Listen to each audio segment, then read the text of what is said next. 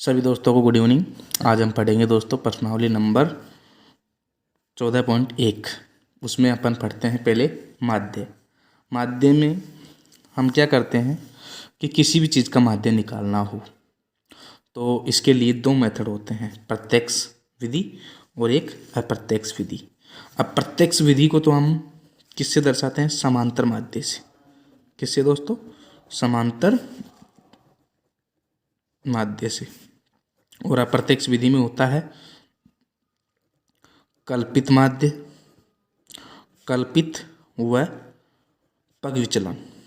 कौन सा दोस्तों? पग विचलन माध्य। ठीक है, पग विचलन माध्य। अब बात आती है कि ये जो है पग विचलन और कल्पित, ये अलग मेथड है। पहले अपन समांतर माध्य पढ़ेंगे। तो समांतर माध्य का फॉर्मूला क्या होता है वो देख लीजिए आप। समांतर माध्य, समांतर माध्य क्या होता है? ये होता है x bar is equals to sigma f i x i बट्टे सिग्मा एफ आई। ठीक है दोस्तों, ये होता है समांतर माध्य का सूत्र। अब बात आती है कि समांतर माध्य जो होता है, समांतर माध्य जो होता है वो कैसे निकालते हैं। अब एक और रहता है इसका फॉर्मूला, आप नोट कर लीजिएगा, कल्पित विधि से। कल्पित विधि से जो कल्पित माध्य होता है वो होता है x बार बराबर होता है a plus sigma f I D I बट्टे सिग्मा एफ आई। ठीक है दोस्तों, इसके बाद में एक आता है पग विचलन विधि से। पग विचलन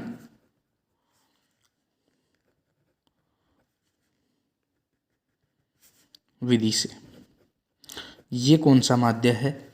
इसमें भी क्या होता है, ये कल्पित विधि का विस्तार रूप है। x बार बराबर होता है a plus sigma f i u i बट्टे sigma f multiply by h. ठीक है दोस्तों, इसमें और इसमें क्या अंतर है? इसमें पहले h का भाग दे दिया जाता है और बाद में गुणा करते हैं। यहाँ पर h का भाग ना तो देते हैं और ना ही गुणा करते हैं, यही अंतर है। ठीक है दोस्तों, तो अपन चलते हैं प्रश्नावली की तरफ। और माध्य क्या होता है? मिड होता है कि किसी भी सीरीज में अगर मान लो हमें किसी चीज़ का माध्य निकालना हो, ये मान लो अपने पास है 10, 20, 30, 40 और 50। तो बताओ इनका माध्य क्या होगा? तो अपन माध्य को ही क्या कक्षा 6, 7, 8 में पढ़े होंगे, औसत। औसत क्या होता है? राशियों का योग, राशियों का योग, राशियों का योग बट्टे राशियों की संख्या, राशियों की संख्या। ठीक है दोस्तों, तो यहाँ पर देखो हमें निकालना है 10, 20, 30, 40 का माध्य। तो इसमें कैसे निकालेंगे? तो माध्य और औसत एक ही बात है। ठीक है दोस्तों, तो यहाँ पर औसत निकाल कर देख लेते हैं और इसका माध्य भी वही होता है।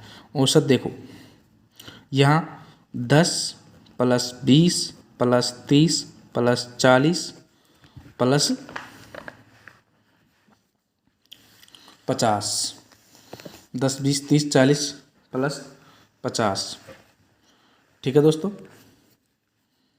प्लस 50 बट्टे में कितनी संख्याएं हैं? 1, 2, 3, 4, 5। तो 5 का भाग दे देंगे।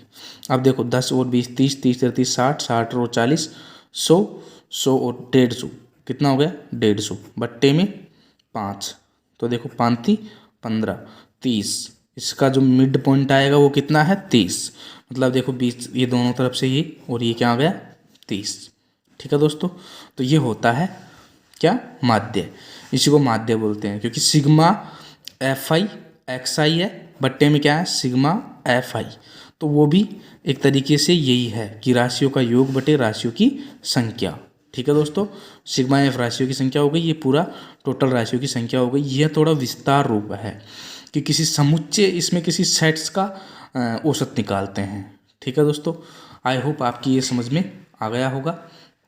अब आपका इनका स्क्रीनशॉट ले सकते हो आप, देखो ये। ठीक है दोस्तों, अब अपन चलते हैं इसकी चैप्टर 14.1 पर। ये देखो आपको प्रश्न नंबर 1 दिख रहा है 14.1 का। विद्यार्थी के एक समूह द्वारा अपने पर्यावरण सचेतना अभियान के अंतर्गत एक सर्वेक्षण किया गया, जिसमें उन्होंने एक मोहल्ले के 20 घरों में लगे हुए पौधों से संबंधित निम्नलिखित आंकड़े एकत्रित किए। प्रति घर माध्य पौधों की संख्या ज्ञात कीजिए। अब देखो अपने पास दे रखा है क्या क्या, पौधों की संख्या।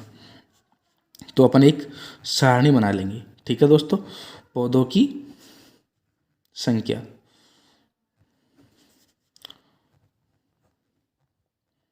पौधों की संख्या और घरों की संख्या, घरों की संख्या। ठीक है दोस्तों, और माध्य ज्ञात करने के लिए आपने किस विधि का प्रयोग किया और क्यों किया। तो ठीक है दोस्तों, अपन इसका आसानी से निकाल लेंगे।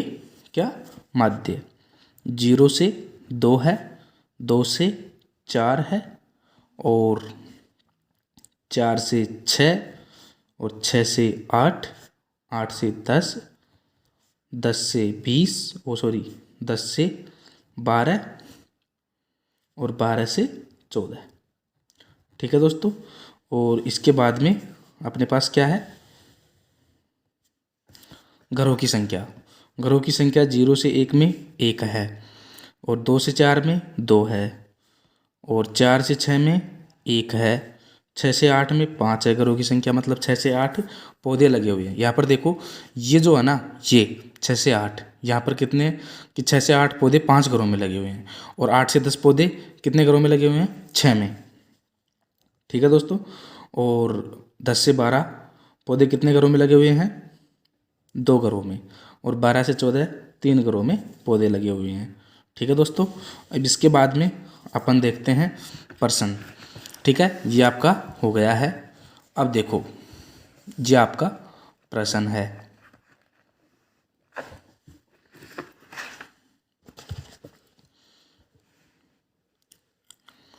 ये आपकी सारणी आ गई है, आपको ऐसी सारणी बनानी है। ठीक है दोस्तों, अब देखो यहाँ पर इसको मैं बोल सकता हूँ क्या, वर्ग अंतराल। इसको वर्ग अंतराल बोल सकता हूँ, इसको फ्रीक्वेंसी एफ बोल सकता हूँ, एफ आई। अब अपन को एक्स आई निकालनी है। क्या निकालनी है दोस्तों, एक्स आई, जिसको बोलते हैं वर्ग चिन्ह। क्या बोलते हैं, वर्ग चिन्ह। तो एक्स आई कैसे निकालते हैं, एक्स आई निकालते हैं ऊपरी सीमा निम्न सीमा प्लस ऊपरी सीमा बटे 2। तो यहाँ पर देखो निम्न सीमा 0 प्लस ऊपरी सीमा 2, तो 0 प्लस 2 बटे 2, तो 1 आ जाएगा। ठीक है दोस्तों, अब यहाँ पर देखो निम्न सीमा 2 प्लस ऊपरी सीमा 4, तो 2 और 4 6, 6 बटे 2 3 आ जाएगा। ठीक है दोस्तों, तो यहाँ पर इसी प्रकार अपन निकाल लेंगे कि कितने का अंतर है, 2 का, तो 5 हो जाएगा। यहाँ पर 7 9 11 और 13। ठीक है दोस्तों, अब देखो कौन सी विधि अपन को उपयुक्त मानी जाती है अपने पास। तो देखो यहाँ पर तो है समांतर माध्य निकाल लेते हैं, क्योंकि सिंपल है, छोटी संख्याएं हैं, तो ये विधि समांतर माध्य वाली प्रत्यक्ष विधि बिल्कुल उपयुक्त होगी। तो यहाँ पर अपन निकालेंगे f x, f i x i. ठीक है दोस्तों, तो यहाँ पर एफ आई एक्स आई कितना होगा, 1 एकम 1, 2 तिया 6, 5 एकम 5, 7 पंजो 35। ठीक है दोस्तों, और 6 नाम 54, और 11 दूना 22, और 13 तिया 39। तो ये जो अपने पास फाड़े जितने तक है कि हैवी संख्याएं नहीं है, तो यहाँ पर अपन काम में ले सकते हैं ये भी। ठीक है दोस्तों, समांतर माध्य कब काम लेंगे, जब अपने पास हैवी संख्याएं नहीं है, बड़ी संख्याएं नहीं है, तब। अब यहाँ पर सिग्मा एफ कितना है, देखो 3 4 4 5 9 9 और 6 15, 15 और 2 17, 17 और 3 20। ठीक है दोस्तों, तो ये कितना, ये क्या है सिग्मा एफ। अब यहाँ पर अपन निकालेंगे सिग्मा एफ आई एक्स आई, ये कितना होगा दोस्तों। तो देखो इनको गिनो 6 और 6 12, देखो 1 और 5 6 हो गए, 6 6 12, 12 और 35 कितने हो गए 47, 47 और 54 कितने होते हैं दोस्तों 104, ओ 101, 101 और 22 123, 123 और 39 कितने हो गए दोस्तों 39, और जोड़ो 123 में, तो ये कितने हो जाएंगे 162। ठीक है दोस्तों 162। तो यहाँ पर देखो कितना आ गया 162 आ गया। तो अपने पास अतः समांतर माध्य, समांतर माध्य x बार बराबर क्या होता है, x बार बराबर होता है sigma f i x i बट्टे सिग्मा एफ आई। ठीक है दोस्तों, तो यहाँ पर देखो x बार बराबर सिग्मा एफ आई एक्स आई की वैल्यू कितनी है, यहाँ पर देखो 162 और यहाँ पर 20, तो ये आ जाएगा 162/20। तो यहाँ पर देखो x बाहर की वैल्यू कितनी आ जाएगी दोस्तों, देखो 20 में भाग दो किसका, इसका, तो 8 दूनी 16।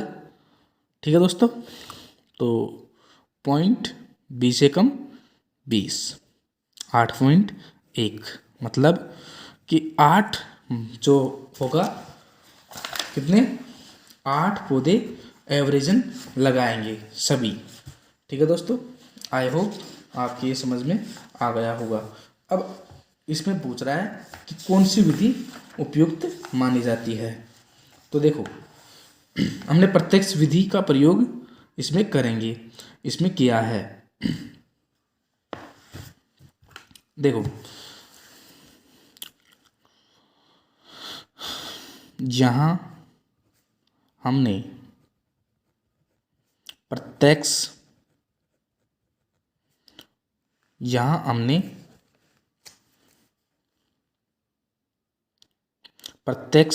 विधि का उपयोग किया है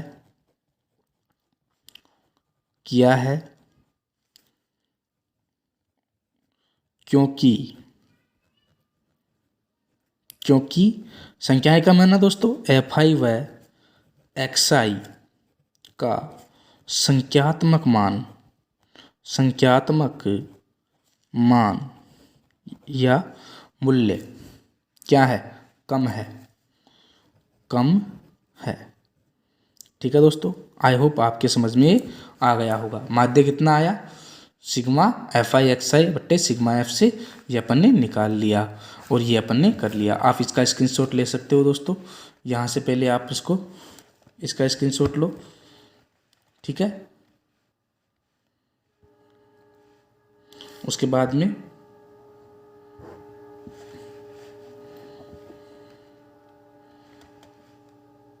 पौधों की संख्या, इसके बाद में आप ये स्क्रीनशॉट ले लो।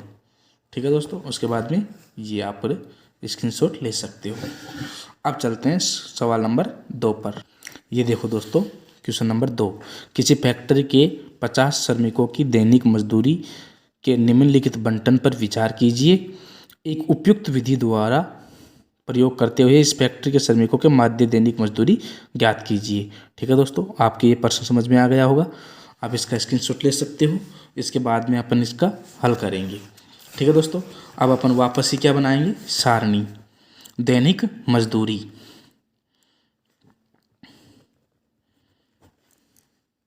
अब देखो दोस्तों ये टेबल आपको दिख रही है, वैसे की वैसे उतार लिया कि दैनिक मजदूर रुपयों में 500 से 520 कितने श्रमिकों की है, 12 श्रमिकों की है। 520 से 540 14 श्रमिकों की है। और 540 से 560 कितने श्रमिकों की है, 8 श्रमिकों की है। और 560 से 580 रुपये कितने श्रमिकों की है, 6 श्रमिकों की। और 580 से 600 रुपये कितने श्रमिकों की है, 10 श्रमिकों की। ठीक है दोस्तों, तो यहाँ पर ये तो क्या आ गया, वर्ग अंतराल, इसको तो क्या बोलेंगे, वर्ग अंतराल। ठीक है, और इसको बोलेंगे फ्रीक्वेंसी एफ, जिसको आवर्ती बोलते हैं। ठीक है दोस्तों, अब यहाँ पर अपन निकालेंगे एक्स, और एक्स का आपको मालूम है ही कि एक्स होता क्या है। एक्स क्या होता है दोस्तों, एक्स होता है अपने पास क्या, एक्स आई बराबर निम्नतम सीमा, निम्न सीमा, बारंबारता की निम्न सीमा प्लस निम्न सीमा प्लस ऊपरी सीमा बट्टे 2, यही होता है। तो इसका क्या हो जाएगा, एक्स आई का निम्न सीमा कितनी है यहाँ पर 500, ऊपरी सीमा 520, तो दोनों का योग करो और बट्टे में 2 करो, तो कितना आ जाएगा 1020। 1020 का अगर बट्टे में 2 करें तो 510, तो यहाँ पर कितना आ जाएगा दोस्तों 510। अब देखो यहाँ पर 520 प्लस 540 1060, 1060 का आधा करेंगे तो 523। इसी प्रकार 550, 570 और 590। ठीक है दोस्तों, ये अपने पास एक्स आई आ गया। अब यहाँ पर अपन क्या निकालेंगे, डी। ठीक है दोस्तों, क्या निकालेंगे, डी, क्योंकि यहाँ पर अपन कल्पित विधि का उपयोग करेंगे, क्योंकि संख्यात्मक मान देखो ये बहुत बड़े बड़े संख्यात्मक मान आ गए, अपन से गुणा नहीं होगी, तो अपन कल्पित विधि लगा देंगे इसमें। डी बराबर क्या होता है, एक्स आई माइनस ए। ठीक है दोस्तों, क्या होता है, एक्स आई माइनस ए। तो एक्स आई माइनस ए, अब ए अपन को मानना पड़ेगा, कल्पित विधि से अपन कल्पन करेंगे। तो कल्पित विधि का मतलब क्या होता है, कल्पना करना। तो अपन ये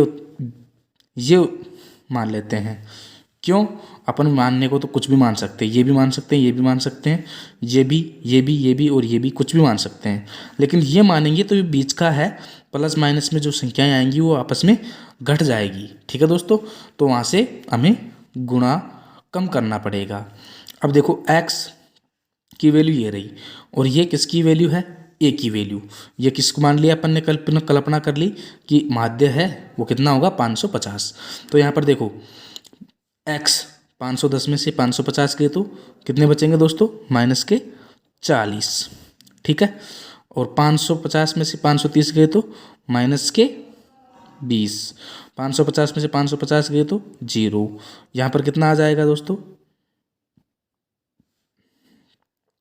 20, और यहाँ पर वापस 40।